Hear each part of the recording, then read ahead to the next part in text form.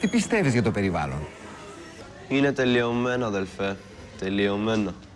Ζώα, πουλιά, ψάρια. Τελειωμένα. Σύμφωνα με έρευνες, ένα μόλτο σε βοηθάει να δεις τα πράγματα λίγο πιο αισιόδοξα. Τώρα που το ξανασκέφτομαι, μπορεί να επιβιώσουν οι παπαγάλοι. Ναι, αυτοί πρέπει να επιβιώσουν. Save the parrots, αδελφέ. Μόλτο. Δες την αλλιώς.